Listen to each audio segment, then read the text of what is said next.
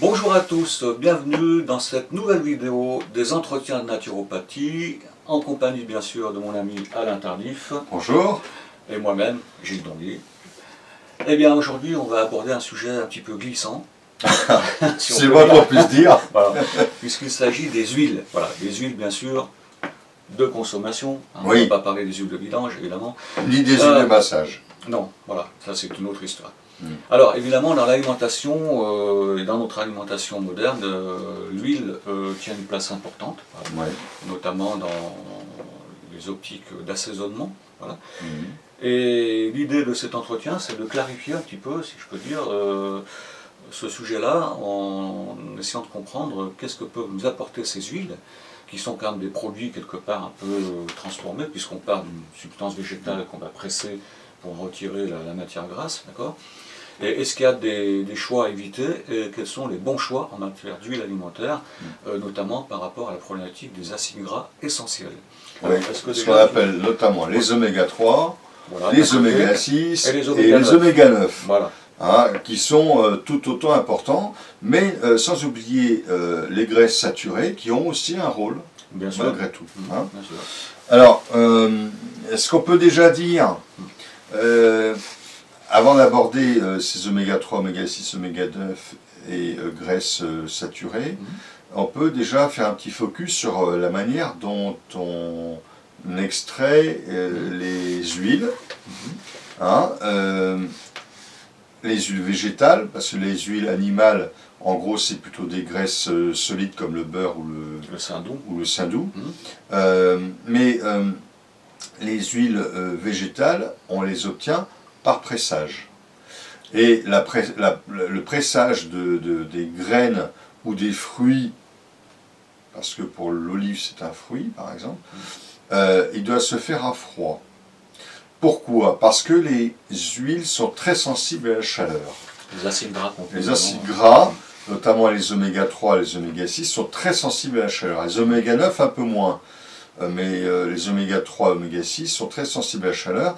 Par conséquent, si on ne les presse pas à froid et que ça ne sort pas à froid du pressoir, on aura des huiles qui comprendront des molécules modifiées. Modifiées, hydrogénées ou oxydées, enfin. Voilà. Et ça devient de type, alors il y a les molécules de type 6,6 et 6-trans. Hein, donc, en gros, c'est la même molécule avec une conformation différente. Et cette conformation différente fera qu'elle n'apportera pas la même chose au niveau de notre organisme. La forme naturelle, c'est la forme 6, dans les chaînes d'acides gras, on va dire, essentielles.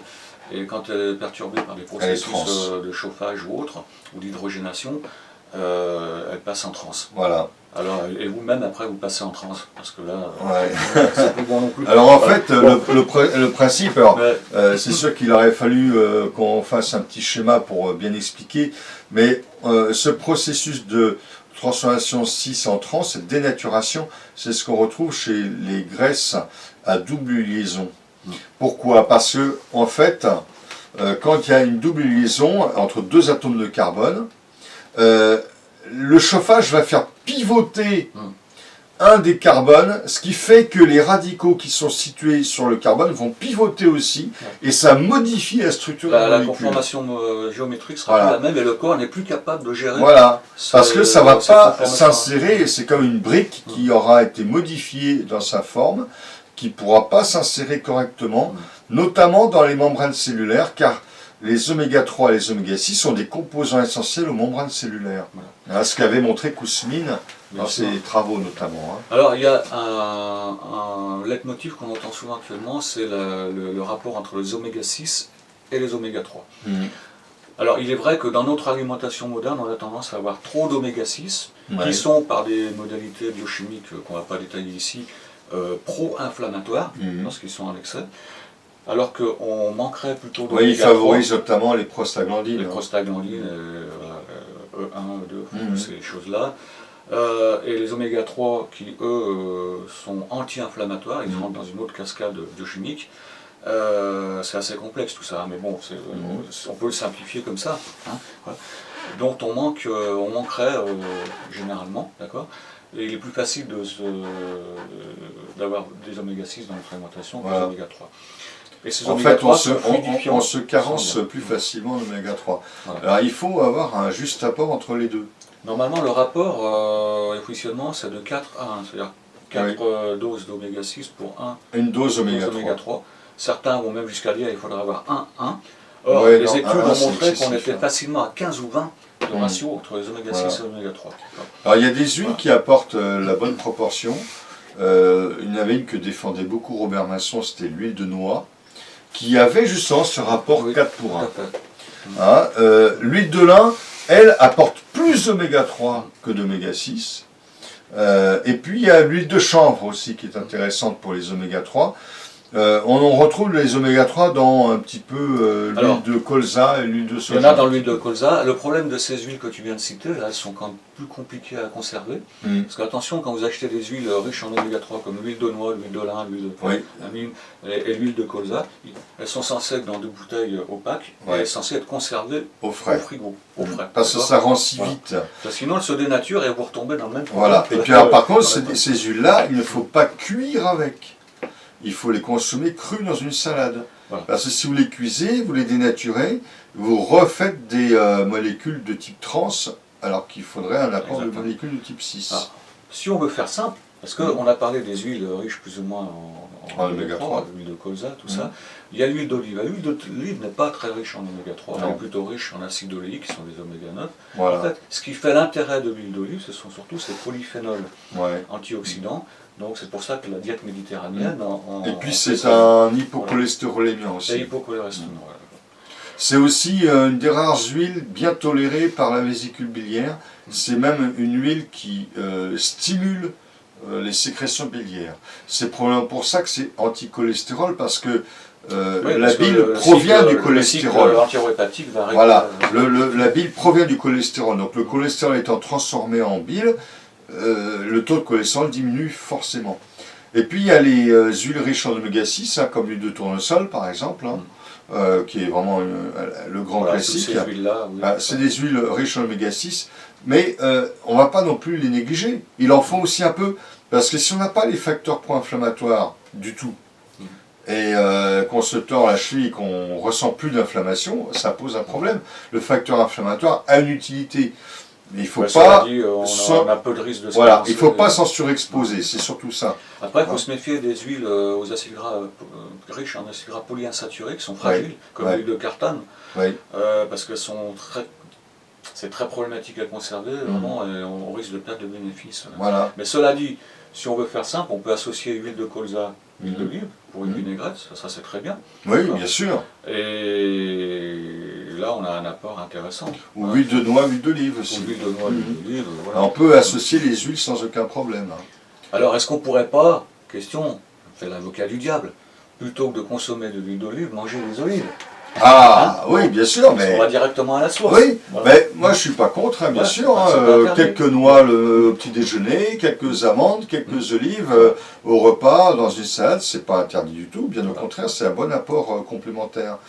Voilà. Alors, oui. Non, vas-y. Il y a une autre chose aussi sur laquelle je voulais envoyer, parce que...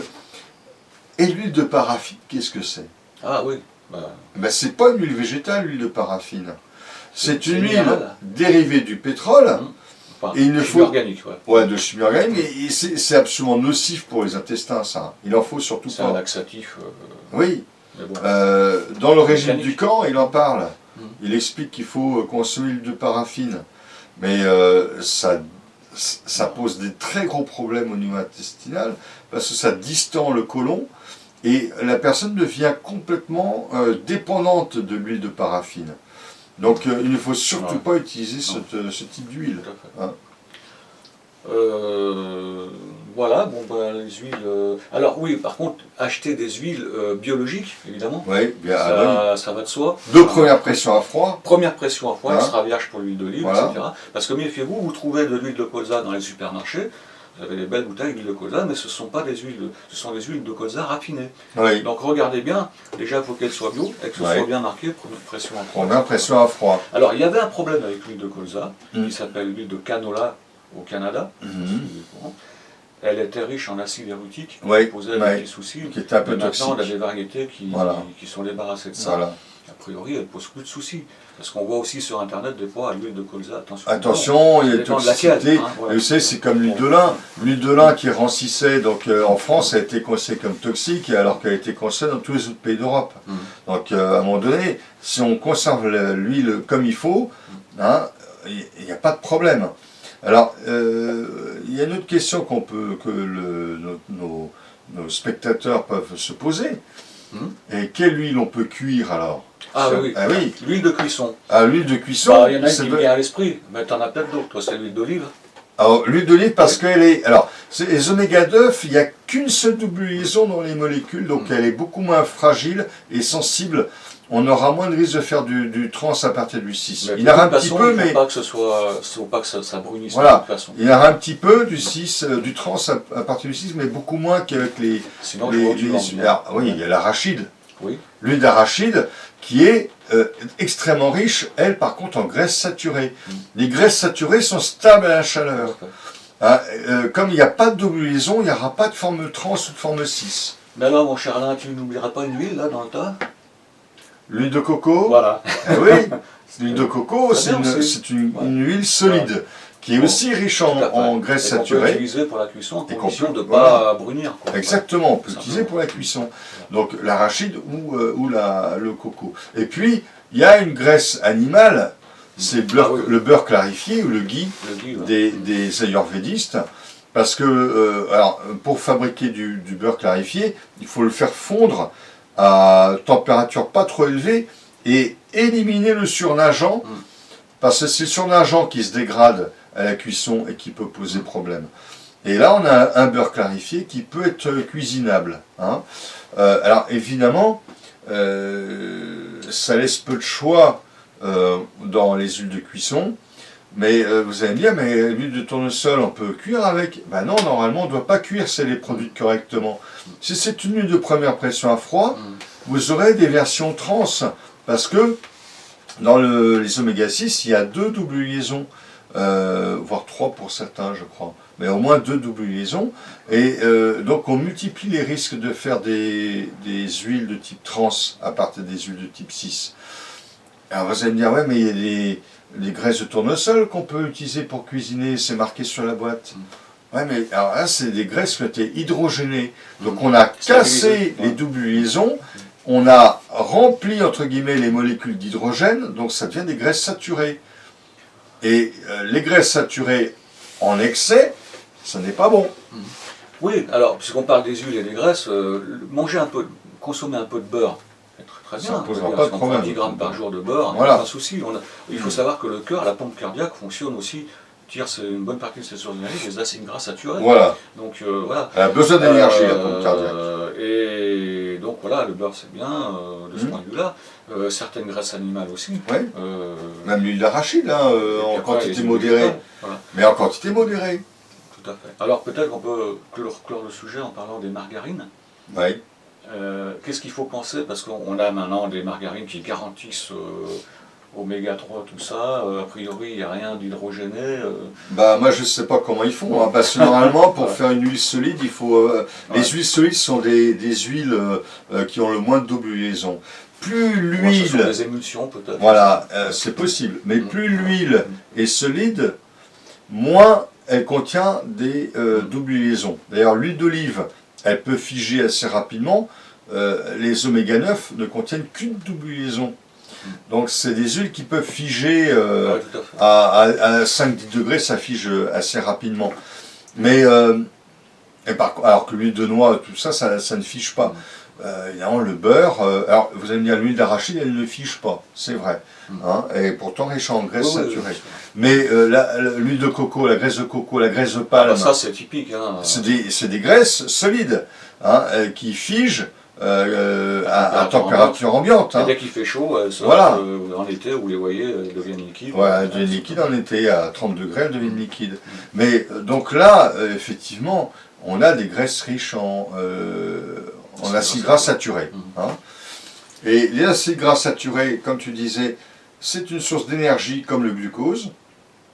Le problème, c'est l'excès de graisse saturée et l'association de graisse saturée avec le glucose. Parce que dans ces cas-là, les graisses saturées sont préférentiellement stockées Et là, on prend du poids, et on peut faire des problèmes cardiovasculaires également.